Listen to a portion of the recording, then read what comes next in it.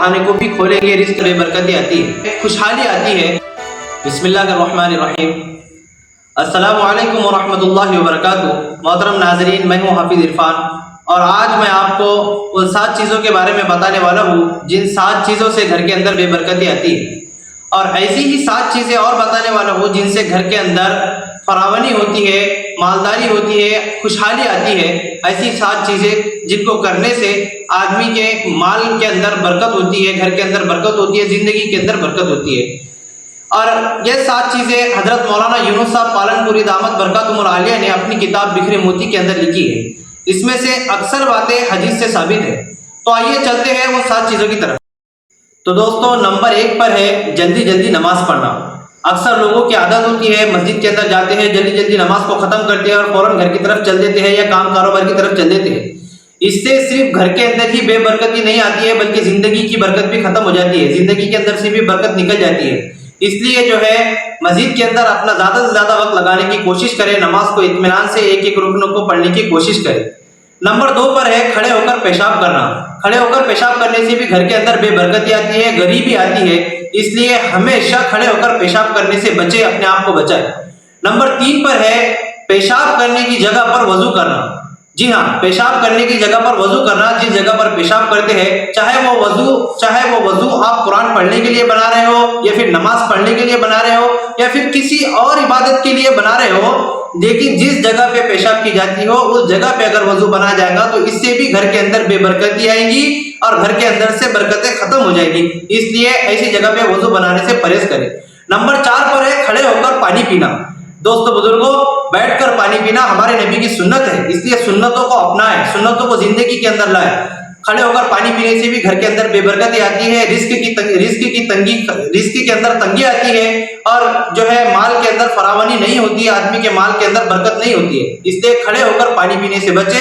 सुन्नत के अंदर पूरी कामयाबी है, सुन्नत को इख्तियार करें।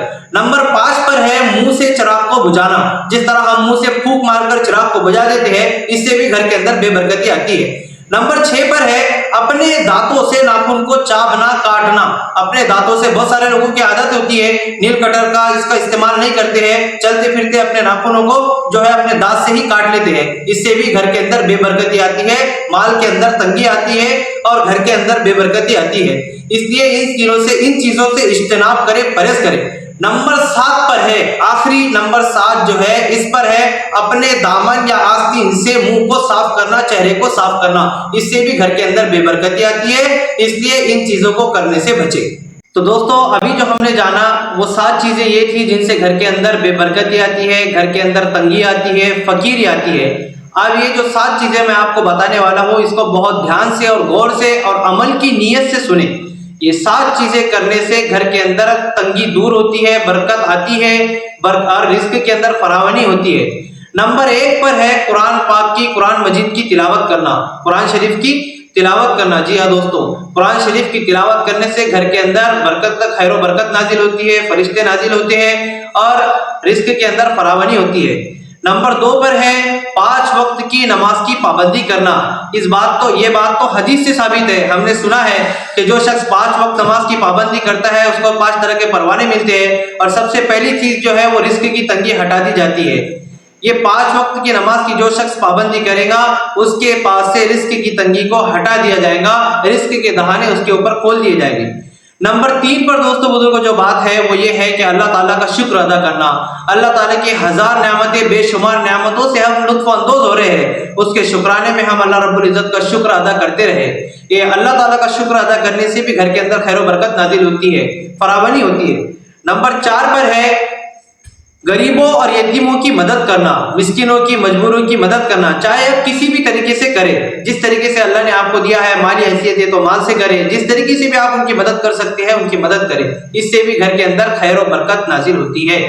नंबर 6 है गुनाहों की माफी करने से। जो गुनाह हम करते हैं अल्लाह रब्बुल इज्जत से उसकी माफी तलाफी करें।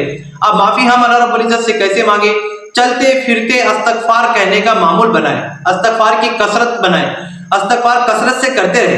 थोड़ा सा वक्त लगता है, अस्तगफिरुल्लाह रब्बी मिन कुल्ली ज़ंबिन व अतूबु इलैह। अस्तगफार की कसरत से रिस्क के अंदर खैर और बरकत के दहाने खुलते हैं। رزق برکت کے اندر ادھر ہم اللہ رب العزت سے معافی تلافی کریں گے، ادھر اللہ رب العزت ہم کو معاف کریں گے، اور ساتھ ہی ساتھ جو ہے دوستو بزرگوں ہمارے اوپر رزق کے دہانے کو بھی کھولیں گے، رزق کی برکتیں بارش کے قطرات کی طرح ہمارے اوپر برسے گی۔ اور نمبر 7 پر جو ہے وہ یہ ہے کہ روزانہ فجر بعد میں ہم یاسین شریف پڑھنے کا معمول بنائیں۔ روزانہ فجر کے بعد یاسین پڑھنا ہے، اور فجر کے بعد یاسین پڑھنا ہے، اور مغرب کے بعد میں جو ہے سورہ واقعہ پڑھنا ہے۔ تو دوستو ویڈیو اگر آپ کو پسند آئی ہو اور واقعی آپ کو اس ویڈیو سے کچھ سیکھنے کو ملا ہو تو ہمارے چینل کو سبسکرائب ضرور کریں، لائک کمنٹ شیئر کرنا نہ بھولیں، کیونکہ آپ کے ایک کمنٹس، ایک شیئر اور ایک لائک سے ہم کو بہت زیادہ موٹیویشن ملتا ہے، ہم ایسی ویڈیو آپ کے لیے اور بھی تیار کریں۔ بیل آئیکن کو دبانا نہ بھولیں تاکہ ہمارا آنے والا ویڈیو سب سے پہلے آپ کے پاس میں پہنچے۔ تو دوستو ملتے ہیں اگلی ویڈیو میں، تب تک کے لیے اللہ حافظ، السلام علیکم، دعا میں یاد رکھیں۔